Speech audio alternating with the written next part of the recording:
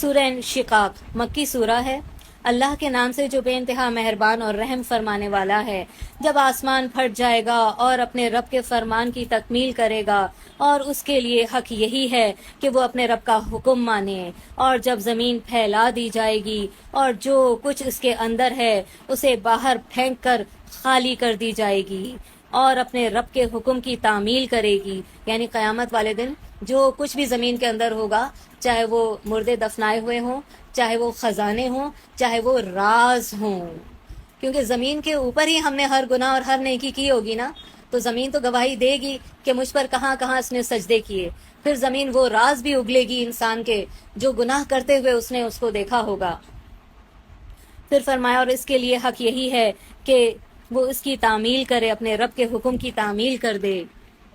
اے انسان، تو کشاں کشاں مشقت اٹھاتے ہوئے اپنے رب کی طرف چلا جا رہا ہے، یعنی آہستہ آہستہ جیسے جیسے ہماری زندگی گزرتی چلی جا رہی ہے، ویسے ہی ویسے ہم اللہ کے قریب ہوتے چلے جا رہے ہیں نا، یا اللہ کے قریب کہہ لیں، یا موت کے کہہ لیں، یا آخرت کے کہہ لیں۔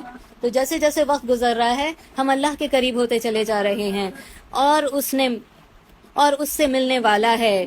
پھر جس کا نامہ اعمال اس کے سیدھے ہاتھ میں دیا گیا اس کا ہلکا حساب ہوگا۔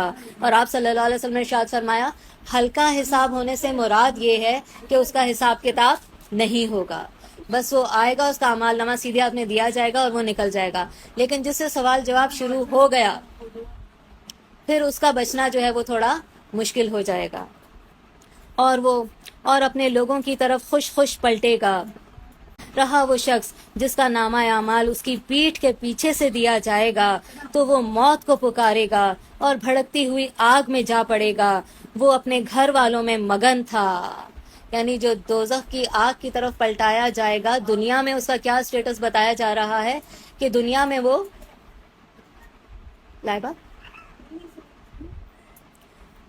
وہ اپنے گھر والوں میں مگن تھا، بڑا خوش و خرم رہ رہا تھا اپنی بیویوں کے ساتھ، اپنے اولادوں کے ساتھ اور اپنے شوہروں کے ساتھ، بڑے مزے، انجوائمنٹ، سب کچھ۔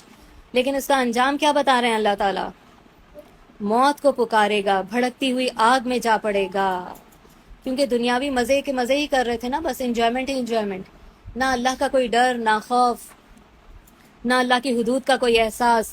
اس نے سمجھا تھا کہ اسے کبھی پلٹنا نہیں ہے، پلٹنا کیسے نہ تھا، اس کا رب اس کے کرتوت دیکھ رہا تھا۔ بس نہیں، میں قسم کھاتا ہوں شفق یعنی شام کی سرخی کی اور رات کی، اور جو کچھ وہ سمیٹ لیتی ہے، اور چاند کی جب کہ وہ ماہ کامل ہو جاتا ہے، تم کو ضرور درجہ بدرجہ ایک حالت سے دوسری حالت کی طرف گزرتے چلے جانا ہے۔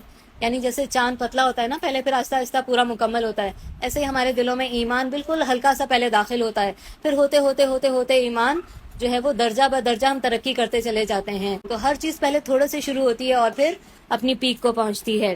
پھر ان لوگوں کو کہا گیا کہ یہ ایمان نہیں لاتے، اور جب قرآن ان کے سامنے پڑھا جاتا ہے تو سجدہ نہیں کرتے، بلکہ یہ منکرین تو الٹا جھٹلاتے ہیں، حالانکہ جو کچھ یہ اپنے نامہ اعمال میں جمع کر رہے ہیں اللہ سے خوب جانتا ہے، لہٰذا ان کو دردناک عذاب کی بشارت دے دیجئے۔ البتہ جو لوگ اللہ پر ایمان لے آتے ہیں اور پھر جنہوں نے نیک عمل بھی کیے۔ اب یہاں بھی دیکھیں ایمان لانے کے بعد کیا فرمایا اللہ تعالیٰ نے کہ نیک عمل بھی کیے۔ تو صرف ایمان سے نہیں ہم کامیاب ہو جائیں گے، عمل کر کے اس کو پروف کرنا پڑے گا، اور ان کے لیے کبھی ختم نہ ہونے والا اجر ہوگا۔ سبحان ربک رب العزت عما یصفون وسلام علی المرسلین والحمد للہ رب العالمین۔